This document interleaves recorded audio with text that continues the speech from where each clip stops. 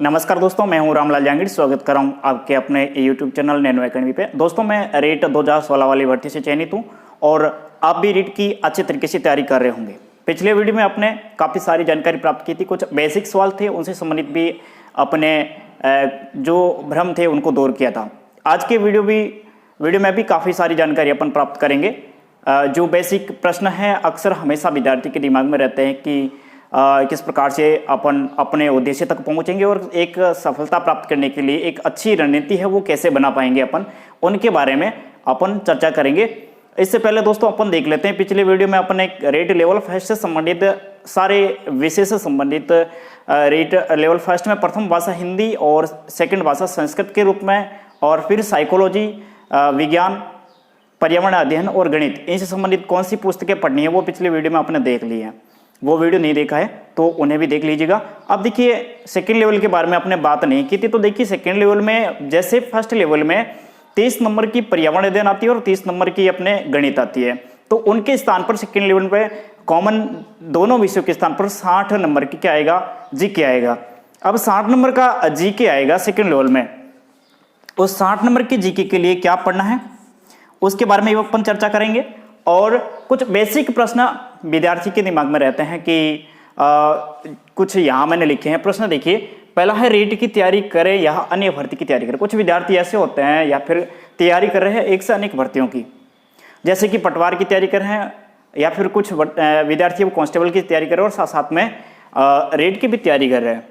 अब देखिए दोस्तों, दो भर्तियों की तैयारी करने के बजाय आप एक भर्ती की तैयारी करें तो मेरे हिसाब से अच्छा रहेगा, क्योंकि हो सकता है आप दोनों नाव पे सवार हो और दोनों नाव ही आपको लक्ष्य तक ना पहुंचा पाए और बीच में ही आपको रख दे।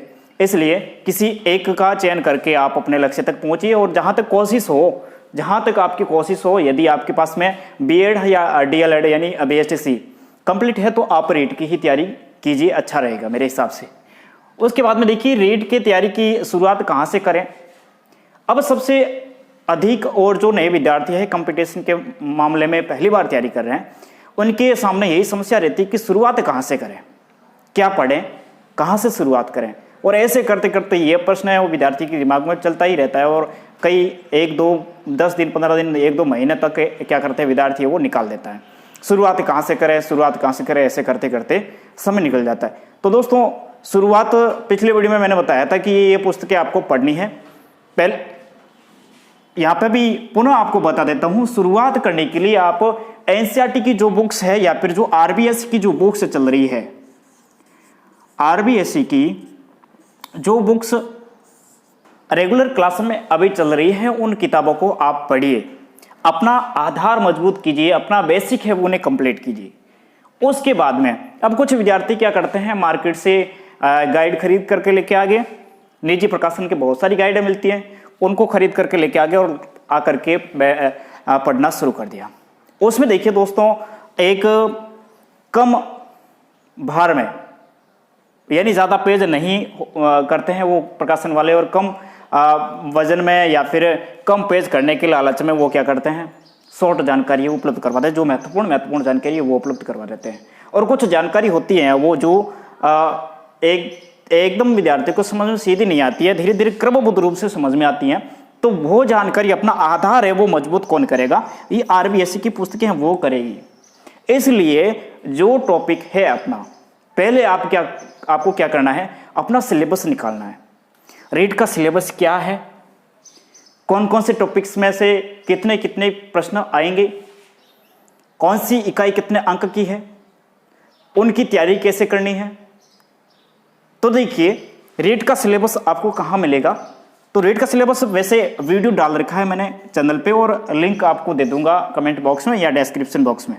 उसके बाद में आरबीएससी की जो अपने माध्यमिक शिक्षा बोर्ड राजस्थान अजमेर की साइट है, उस साइट पर के जाकर के आप रीट या टेट लिखा हुआ होगा, वहां जाकर के भी सिलेबस है वो प्राप्त कर सकते हैं। यहां से भी आप सिलेबस प्राप्त कर सकते हैं, और वहां नहीं मिले तो फिर अपने चैनल पर भी इसका रीट का सिलेबस है वो वीडियो बना करके मैंने प्रत्येक पार्ट का अलग अलग बना करके उपलब्ध करवा दिया है, तो उन्हें देख लीजिएगा। अब देखिए, सिलेबस से क्या होगा, सिलेबस आपके सामने होगा, उसके बाद में आपको पता चल जाएगा कि मुझे पढ़ना क्या है। कहाँ से पढ़ना है? जब आप ये पुस्तकें पढ़ोगे आरबीएससी वाली, तो उसमें पता लगेगा कि मेरे सिलेबस से संबंधित है या नहीं है, कौन सा टॉपिक है वो मेरे सिलेबस से संबंधित है और कौन सा है वो नहीं है। इसलिए पहले काम आपको यह करना है, सिलेबस निकालिए और सिलेबस में टॉपिक देखिए और उन टॉपिक के अनुसार साथ में आपको क्या स्टार्ट करना है, आरबीएससी की पुस्तकें स्टार्ट करनी है। जैसे कि अब कुछ विद्यार्थी कहते हैं कि शिक्षण विद्या के लिए आरबीएससी की पुस्तक नहीं आती है, इसके लिए नहीं आती है। कुछ विद्यार्थी है वो उल्टे सीधे भी प्रश्न करते हैं। तो देखिए, गणित विषय के लिए आपके आरबीएससी की पुस्तक उपलब्ध है, कक्षा 6, 7, 8 मैंने कहा था, जो रीट फर्स्ट लेवल के लिए गणित विषय आता है। उसके बाद में दोस्तों हिंदी के लिए, इसमें भी आप देखिए कक्षा 3, 6, कक्षा 3 से लगा करके 10 तक की जो पुस्तक आती है और उसमें एक लिखा हुआ आता है पीछे भाषा की बात।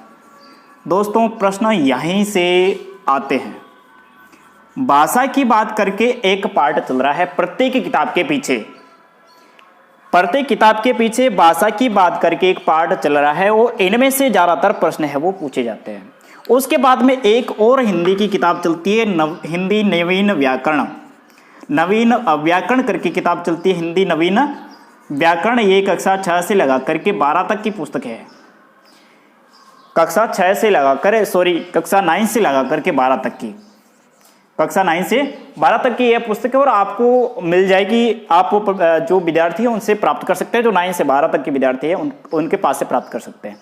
यानी कि कक्षा 3 से 10 तक जो पुस्तकें चल रही है उन पुस्तक का आप आरबीएससी की किताबें चल रही है, उन किताब को देखिए, आप खोलिए, उनके पीछे बहुत सारी जानकारी दे रखी है। आपको मार्केट के अन्य जो गाइड हैं, फालतू की किताबें हैं, उनको पढ़ने की जरूरत नहीं है। कुछ विद्यार्थी पीछे रहने का कारण क्या है? उन गाइडों के चक्कर में जहां आधी अधूरी जानकारी उपलब्ध होती है और जिनकी वजह से वो पीछे रह जाते हैं। यहां जानकारी जो उपलब्ध होती है वो एक बिल्कुल सही सटीक होती है और ज्यादातर पेपर निर्माण का कार्य है वो यहीं से होता है।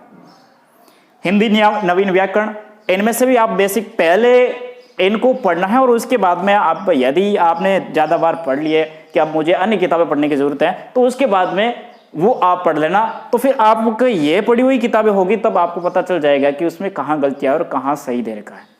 उसके बाद में देखिए संस्कृत के लिए देख लीजिए, संस्कृत में भी यही मैंने बताया था आपको, सेकेंड लेवल और फर्स्ट लेवल दोनों के लिए।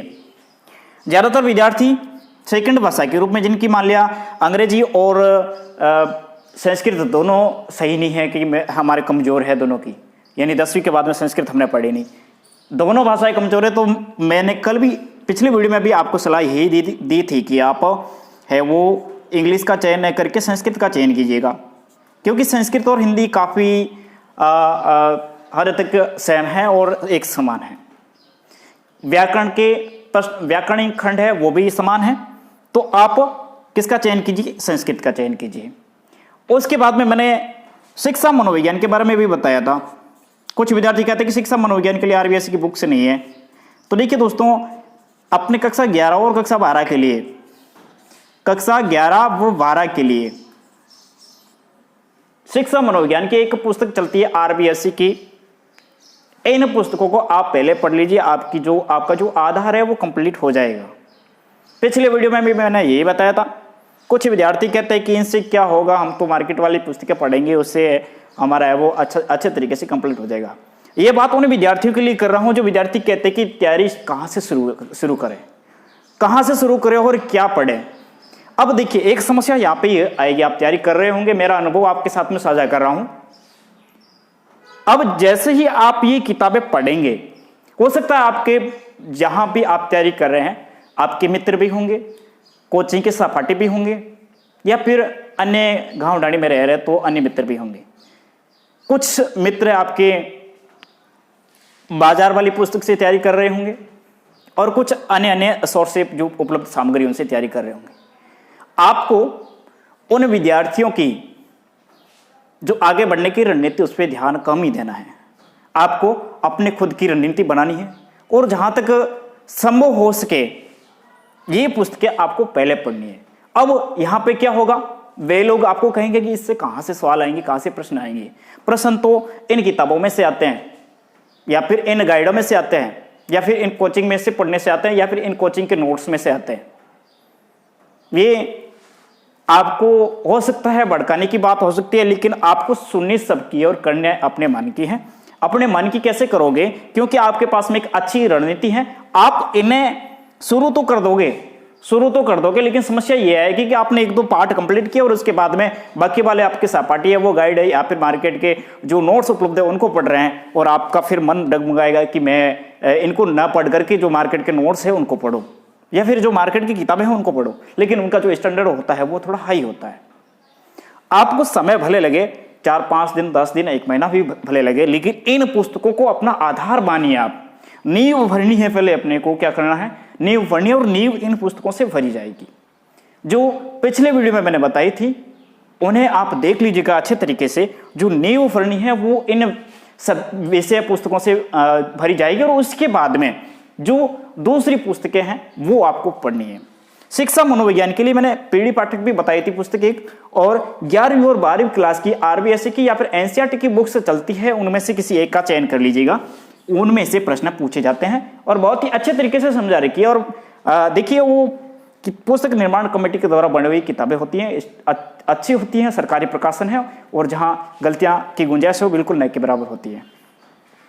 उसके बाद में मैंने बताया था गणित के लिए जो फर्स्ट लेवल के विद्यार्थी हैं उनके लिए बताया था कि आप कक्षा 6 से लगा करके 8 तक की जो गणित की बुक्स है बहुत ही अच्छे तरीके से दे रखी है। आरबीएससी और एनसीईआरटी की मैंने भी पढ़ी थी, अच्छे तरीके से। नहीं, गणित बिल्कुल कमजोर है, वो दोस्तों यहीं से शुरुआत कीजिए।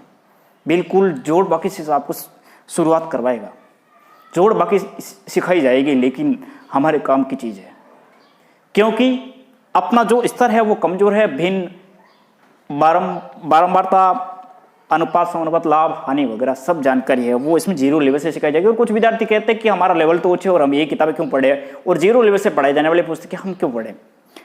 तो देखिए दोस्तों, आपका यदि आप चयन प्राप्त करना चाहते हैं, रेट अपने लक्ष्य तक पहुंचना चाहते हैं, तो ये सब करना पड़ेगा आपको, और बिना सोचे समझे अभी से शुरू कर देना चाहिए आपको मेरे हिसाब से।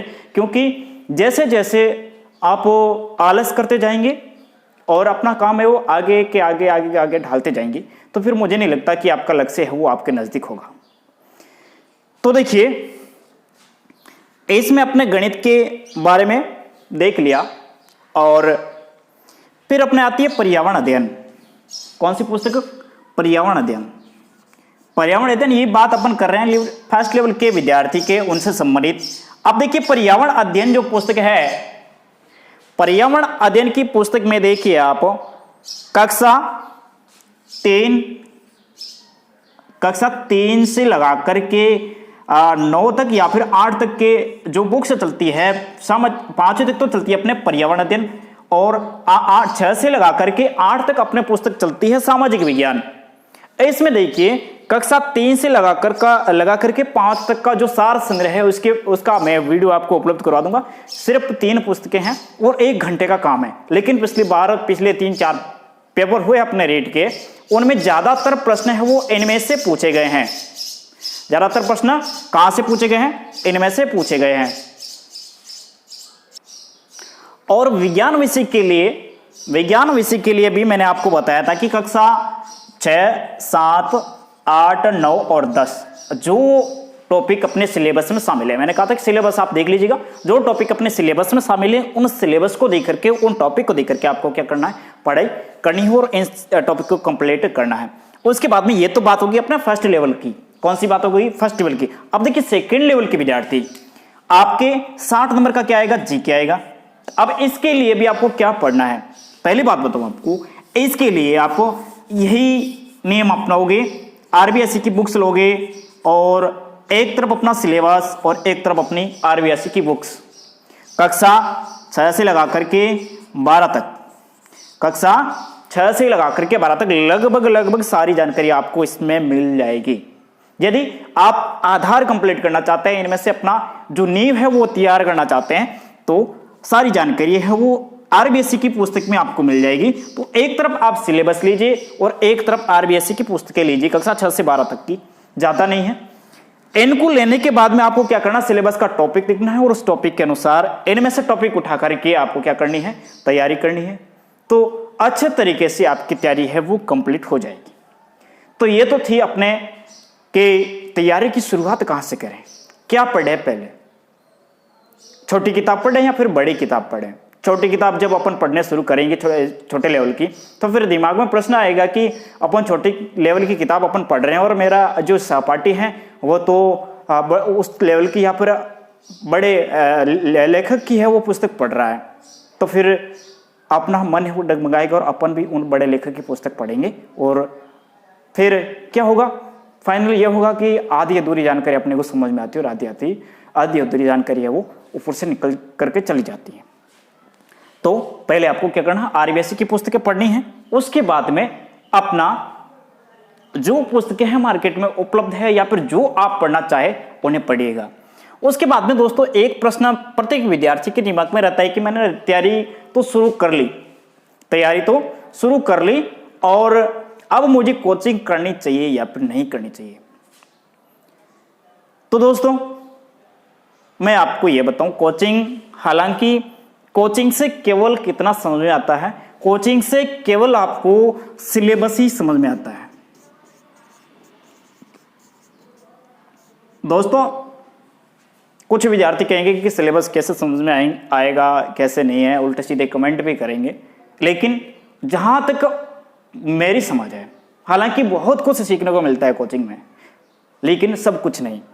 कोचिंग में आपको बहुत कुछ सीखने को मिलेगा लेकिन सब कुछ नहीं है। यहाँ पे केवल आपके दिमाग में खाका सेट होगा कि प्रश्न कैसे पूछा जाता है, किस प्रकार से प्रश्न आता है, कहां से प्रश्न आता है, सिलेबस के कौन से भाग में से प्रश्न पूछा जाएगा और किस प्रकार से या फिर शैली कैसी होगी प्रश्नों की, वो कोचिंग से सीखने को मिलता है। अब देखिए कुछ विद्यार्थी ऐसे भी होते हैं जिनकी कुछ परिस्थितियां हो सकती है, पारिवारिक परिस्थितियां हो सकती है या फिर आर्थिक परिस्थितियां हो सकती हैं, या फिर कहीं आप अध्यापन कार्य करवा रहे हैं, यहां पर अन्य कुछ काम में व्यस्त है जिनकी वजह से आप कोचिंग करने के लिए आपके पास में समय नहीं है। तो वो विद्यार्थी कैसे तैयारी करेंगे? तो दोस्तों जरूरी नहीं है कि कोचिंग करने वाले सारे के सारे सेलेक्ट होते हैं। बहुत सारे विद्यार्थी जो मेरे मित्र हैं बिना कोचिंग घर पे काम करते हुए भी अच्छी मेहनत की है, समय निकाला है, 2-2, 3-3 घंटे, 4-4 घंटे अच्छी मेहनत की है, एक योजनाबद्ध रूप से तैयारी की उन्होंने और तैयारी करके अपने लक्ष्य तक पहुंचे हैं। हो सके तो आप कोचिंग कर लेना, नहीं हो सके तो कोई जरूरी नहीं है कि कोचिंग ही सफलता का एकमात्र जरिया है, ये कोई सही बात नहीं है। ऐसे केवल सिलेबस समझ में आएगा, सिलेबस क्या है, कौन कौन से टॉपिक है, कहां से प्रश्न पूछे जाते हैं, वो ऊपरी तौर से जानकारी आपको क्या होगी, समझ में आएगी। तैयारी आपको खुद को करनी पड़ेगी, मेहनत करनी पड़ेगी। बिना मेहनत है वो यहां तक आप कोचिंग के जरिए नहीं पहुंच पाओगे। 12 लाख का कंपटीशन है आपके सामने, हो सकता है 12 लाख से ज्यादा भी हो और उन 12 लाख लोगों से आपको लड़ना है, लेकिन डरने की जरूरत नहीं है। एक अच्छी रणनीति होगी तो फिर आप आराम से वहां तक पहुंच जाओगे। अब देखिए अच्छी रणनीति भी कैसे अपन लास्ट में बनाएंगे कि एक तैयारी करने के लिए कैसे रणनीति अपन बनाएंगे, किस प्रकार से मुझे पढ़ना चाहिए, किस प्रकार से तैयारी करनी चाहिए। तो ये तो बात होगी कोचिंग की, करनी चाहिए या नहीं करनी चाहिए, आप पर निर्भर होनी चाहिए कि मैं तैयारी कर सकता हूं और बिना कोचिंग है सेलेक्ट हो सकता हूं, सिलेक्शन करवा सकता हूं, मेरी सीट है वो प्राप्त कर सकता हूं। तो कोई जरूरी नहीं है कि आप कोचिंग करें या ना करें।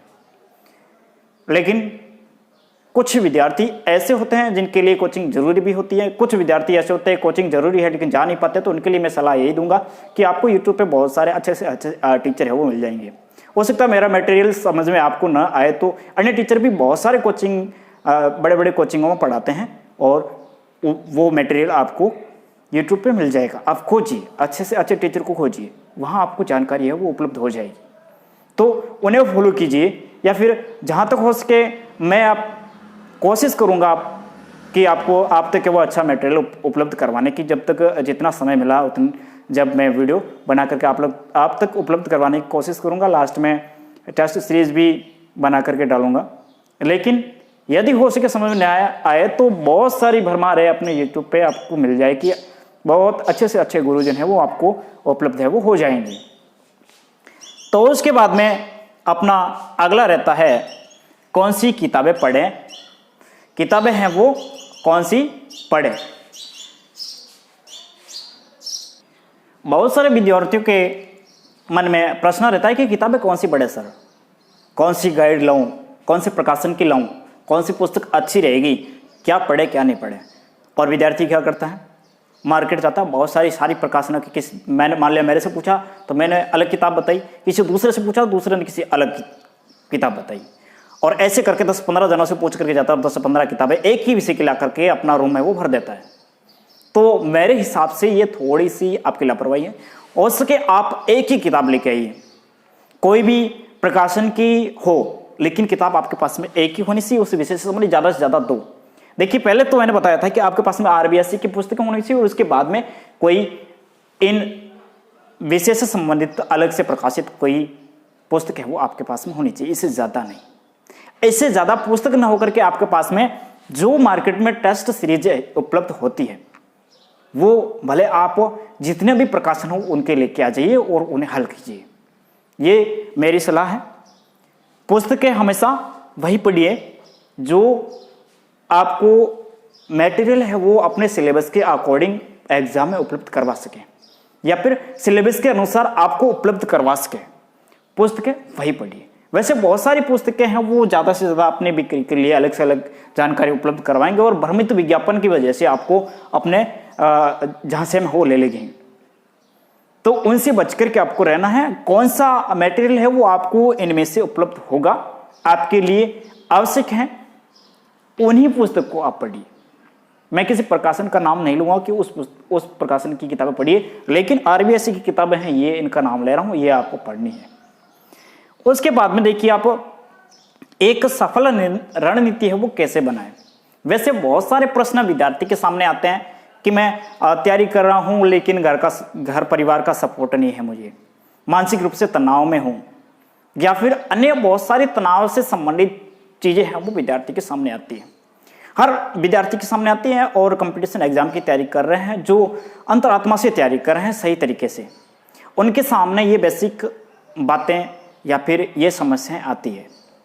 दोस्तों यही आपके परीक्षा की घड़ी है। यदि आप इन परिस्थितियों की परीक्षा में फेल हो गए तो फिर जो अंतिम में अपना जो 3 घंटे का होता है वो तो केवल पेपर ही होता है।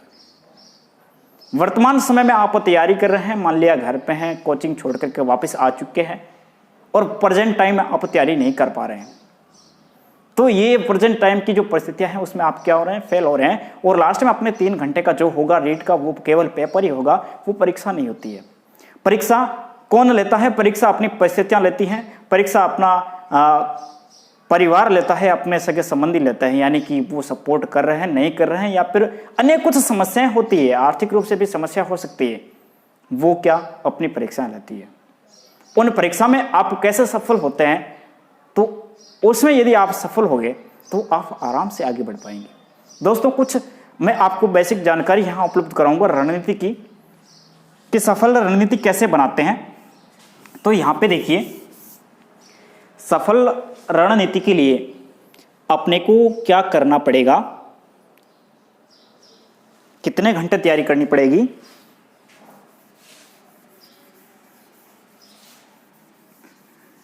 उसके बारे में अपन थोड़ी सी इसमें जानकारी प्राप्त करेंगे।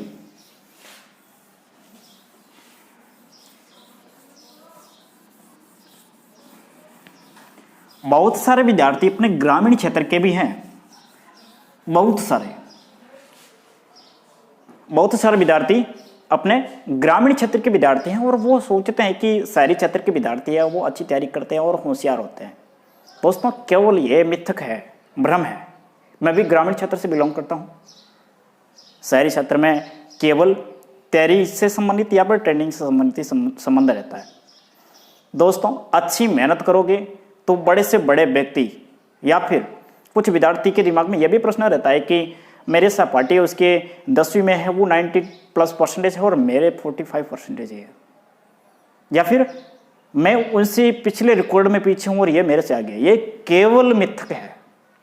वो पीछे का समय है वो चला गया है और ये वर्तमान समय है वो आपके पास में है।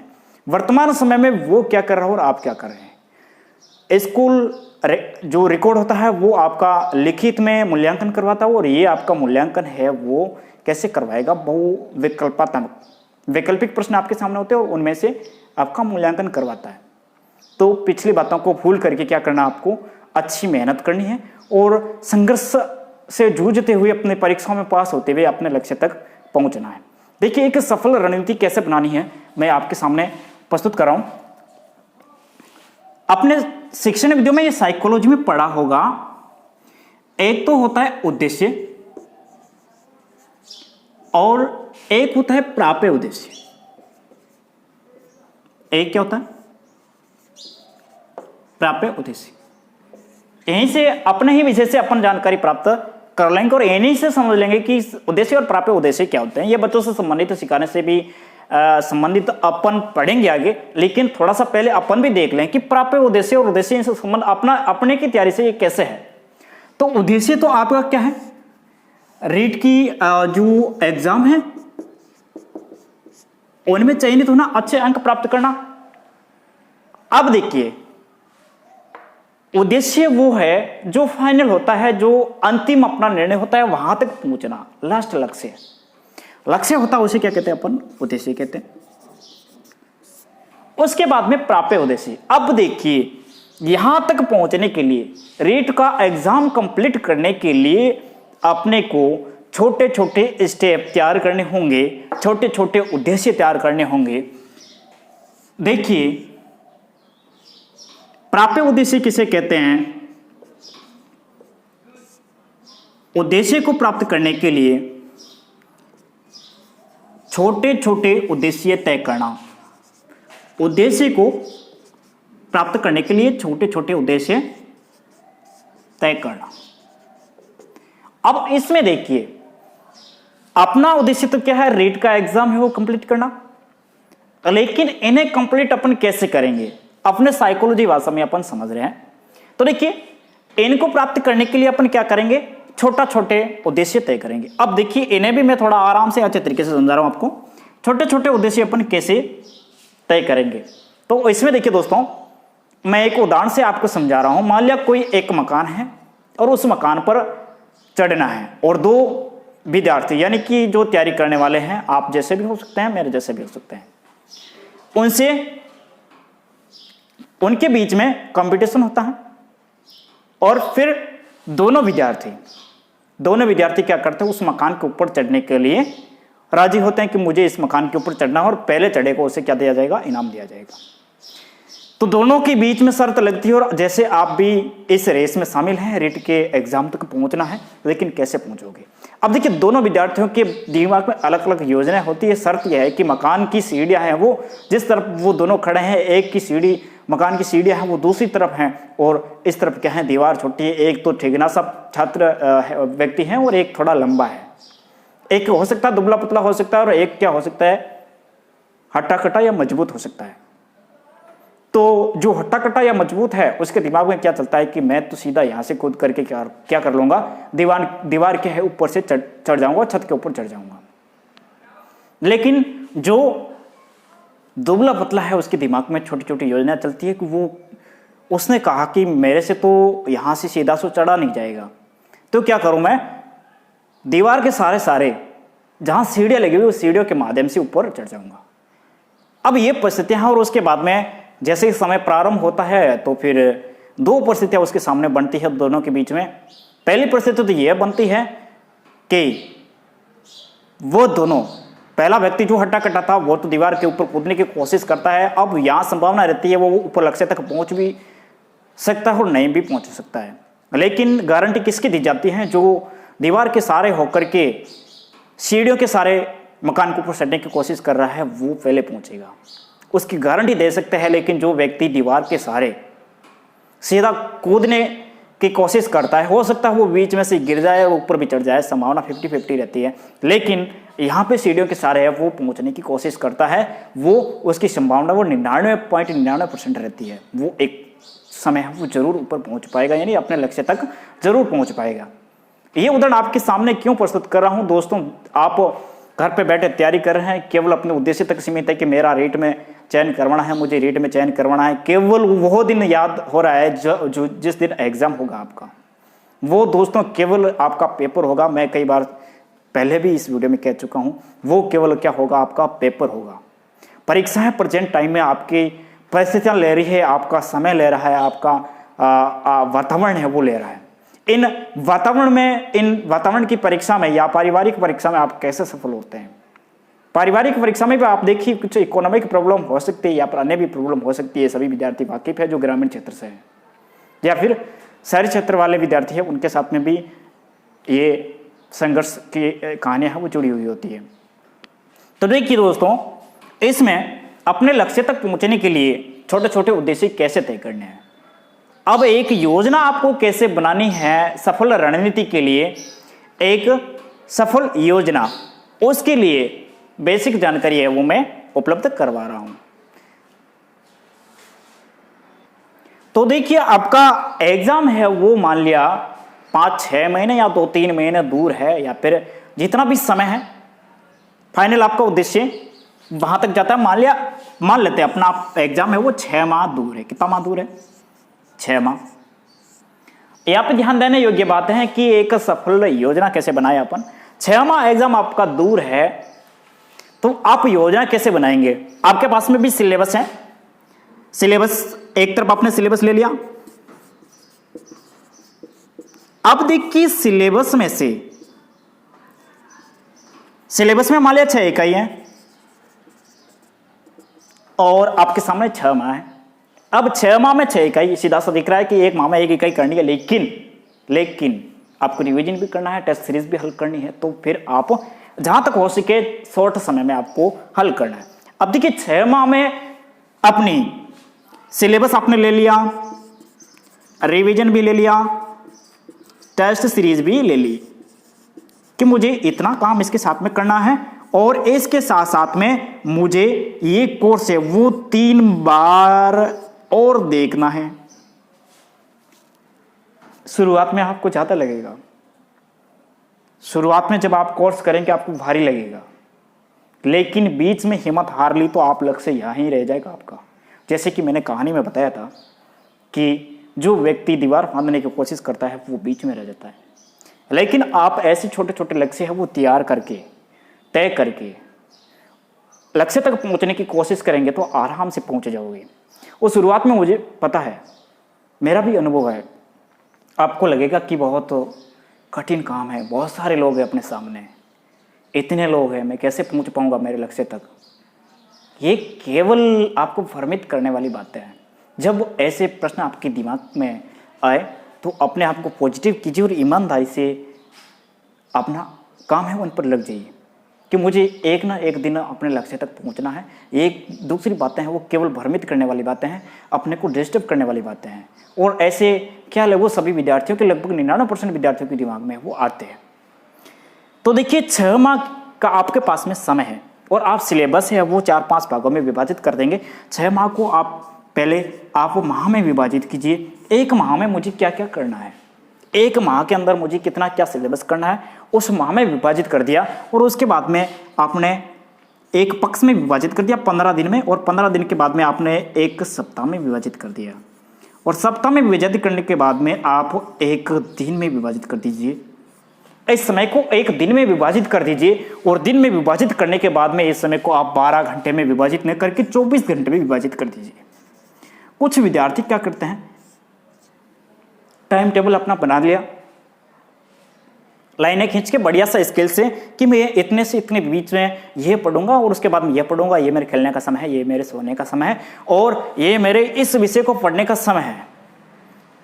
हो सकता है वो विद्यार्थी जो टाइम टेबल बनाने वाला ही उन्हें समझ सकता है, मुझे हालांकि मेरे ये टाइम टेबल वाला सेट नहीं हो। देखिए आपकी यदि टाइम टेबल के हिसाब से आप पढ़ाई कर पा रहे हो तो अच्छी बात है, करिए, लेकिन जिस समय मान लिया आपने समय निर्धारित कर रखा है कि मुझे 6 से लगा करके 7 बजे के बीच में खेलना है या फिर अपना मनोरंजन करना है, उस समय ही आपकी एकाग्रता बन रही है, दिमाग की एकाग्रता, साई को पढ़ने की मन करा साई को पढ़ूं, लेकिन आप टाइम टेबल की ओर देख रहे हैं और वहाँ आपके क्या होता है कि लिखा हुआ होता है कि मुझे खेलना है, तो फिर क्या होगा, आपका 1 घंटा है वो खराब चला जाएगा। जिस समय दिमाग की एकाग्रता है बनी हुई, अच्छी बनी हुई होती है, उस समय है वो कैचअप क्षमता सबसे ज़्यादा होती है। तो देखिए दोस्तों, मैंने तैयारी की थी उसके बारे में मैं थोड़ा आपको बता रहा हूँ। जैसे जिस विषय को मैंने लिया, जो टॉपिक मान लिया किताब खोली मुझे कि ये टॉपिक पढ़ना है मुझे और ये टॉपिक, इस टॉपिक में मुझे रुचि है, वही टॉपिक पढ़ा। गणित का अब मान लिया गणित विषय से संबंधित आपके टाइम टेबल में लिखा हुआ और आप गणित ही पढ़ रहे हो, उसमें आपकी रुचि नहीं है पढ़ने की। रुचि आपको क्रिएट करनी पड़ेगी। अपने आप को प्रेरित कीजिए कि मुझे अब मेरे लक्ष्य तक पहुंचना हो, इसके लिए क्या करना पड़ेगा। और कोई सहारा नहीं, न कोचिंग अपने को वहां तक पहुंचाएगी, न गुरुजन अपने तक वहां अपने को है वो एग्जाम देंगे, न कॉपी चेक करेंगे। गुरुजन केवल सलाह दे सकते हैं, हमारे जैसे भी फोकट की सलाह दे सकते हैं, इसके अलावा कुछ भी नहीं कर सकते। तो केवल सलाह आपको दी जाएगी और काम तो आपको करना पड़ेगा, तैयारी आपको करनी पड़ेगी। ऐसा नहीं है कि आप राजस्थान की सबसे बड़ी कोचिंग में से बड़े बड़े होर्डिंग लगे हुए, बड़े बड़े विज्ञापन, बड़ी कोचिंगों में से आप पढ़ करके आए हैं और हमारा वो चयन पक्का हो जाएगा। वहाँ दोस्तों लाखों विद्यार्थी पढ़ते हैं, ऐसे सभी का चयन हो गया होता तो फिर आज सभी बने हुए होते, ये 12 लाख की भीड़ नहीं होती आपके सामने। तो दोस्तों इसके लिए करना क्या पड़ेगा, छोटी से छोटी कोचिंग में से भी कुछ विद्यार्थी निकल कर आते हैं और कुछ विद्यार्थी है वो बिना कोचिंग किए हुए उच्च रैंक प्राप्त करते हैं। वो कैसे संभव हुआ कि उस विद्यार्थी ने एक अच्छी योजना बना करके अपने लक्ष्य तक पहुंचे। तो यहां तक अपन 6 माह के बाद में माह में अपने समय को विभाजित किया और माह में समय को विभाजित करने के बाद में पक्ष में, और पक्ष में विभाजित करने के बाद में सप्ताह में, और सप्ताह में विभाजित करने के बाद में एक माह में। ये क्या है, अपने लक्ष्य तक पहुंचने की एक सीढ़ी है। और उसके बाद में समय को अपने 24 घंटे में विभाजित किया। कुछ विद्यार्थी 12 घंटे में विभाजित करते हैं और 12 घंटे फिर हिसाब लगाते हैं कि कितने घंटे सर पढ़ना, आपने रीट की तैयारी की थी सर, कितने घंटे पढ़े थे। मैंने कहा भाई समय का तो पता नहीं है, 10 घंटे भी पढ़े, ज़्यादा मान लिया ज़्यादा रुचि थी तो 24 घंटे हो सकते हैं, 12 घंटे भी पढ़े 24 घंटे में से, 15 घंटे भी पढ़े, कोई ज़रूरी नहीं था। हमने तो घड़ी देखी नहीं कि कितने घंटे तक हम पढ़े। ये घंटे वाली बात आप छोड़ दीजिए, केवल आपको यह तय करना है कि मैंने कितने टॉपिक तैयार किए। ये आप पूछ सकते हो कि कितने टॉपिक एक दिन में आपने तैयार किए। टॉपिक आपका 1 घंटे में भी तैयार हो सकता है और 2 घंटे में भी तैयार हो सकता है या फिर 12 घंटे में भी तैयार हो सकता है, लेकिन एक दिन में जो आपने लक्ष्य तय किया है वही लक्ष्य आपका कंप्लीट होना चाहिए। देखिए अब देखिए आप यहाँ दिन तक आ गए, 6 माह के बाद में आपने डिवाइड किया, भाग किया, अलग अलग भाग किया और 24 घंटे तक आ गए। अब 24 घंटे में आपने जो लक्ष्य तय किया, 24 घंटे में जो लक्ष्य आपने तय किए, उन लक्ष्य में से ये 24 घंटे हैं। 24 घंटे में मान लिया आपने 5 टॉपिक आपको कंप्लीट करने हैं और 5 के 5 टॉपिक आपने कंप्लीट कर लिए, तो फिर आपको नंबर कितने मिलेंगे? 100 में से 100। कितने मिलेंगे उस दिन के? 100 में से 100 नंबर मिलेंगे। उसके बाद में अगले दिन के 24 घंटे में भी आपने तय किया कि मुझे 5 टॉपिक कंप्लीट करने हैं और उसके बाद में 5 टॉपिक आपने कंप्लीट कर लिए तो आपको 100 में से 100 अंक मिल गए। लेकिन कभी कभार आप दिन ऐसा आता है कि उसमें आपने 24 घंटे में तो कुछ टॉपिक है वो कंप्लीट किए लेकिन कुछ कंप्लीट नहीं किए, इसलिए आपको नंबर कितने मिलते हैं? 90। कुछ दिन ऐसे आते हैं कि आप अपना मनोरंजन में समय खराब कर देते हैं और उसमें आपको कुछ टॉपिक है वो कंप्लीट नहीं किए, इसलिए क्या होता है अंक मिलते हैं आपको 80। और ऐसे ऐसे करके आपकी सफलता के ऊपर आप कुल्हाड़ी है वो वर्तमान समय में भी मार रहे हैं। वर्तमान समय में भी यदि आप समय खराब कर रहे हैं, इसका मतलब आपका लक्ष्य आपसे दूर होता जा रहा है।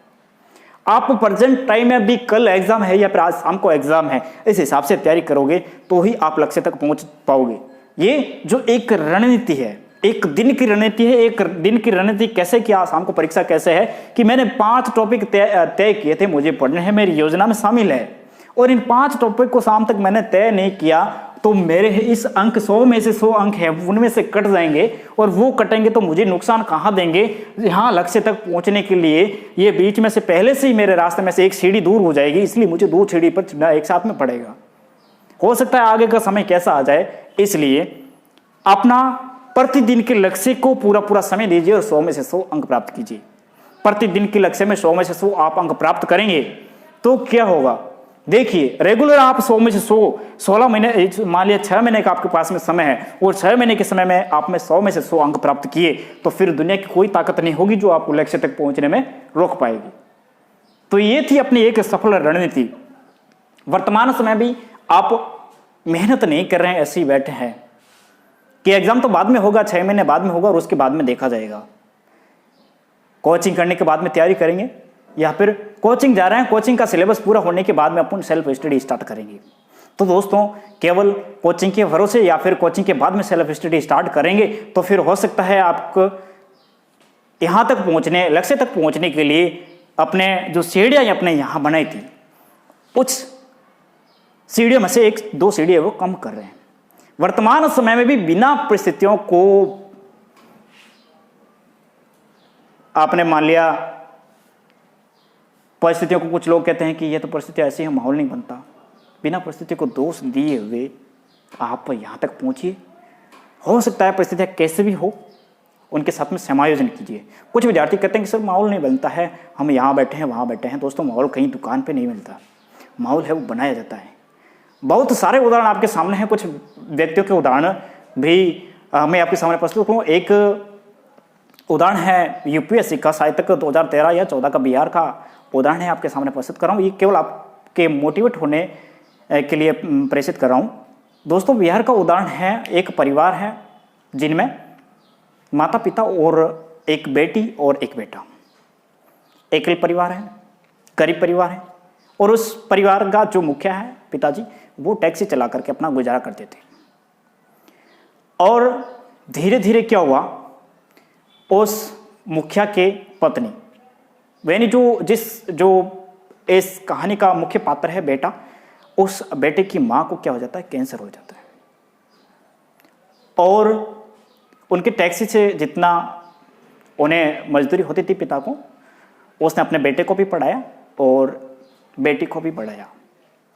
धीरे धीरे उनका काम चलता गया। लेकिन अचानक क्या हुआ, जब बेटा है वो 12वीं क्लास की जो बोर्ड एग्जाम था, उन बोर्ड एग्जाम की परीक्षा दे रहा था। और परीक्षा देते समय उसके पिताजी है वो रेलवे स्टेशन पर ट्रेन के चपेट में आने की वजह से टैक्सी का एक्सीडेंट हो गया और उनके पिताजी क्या हो गई, मौत हो गई। मौत होने के बाद में उनकी माताजी पहले से कैंसर से तड़प रही थी।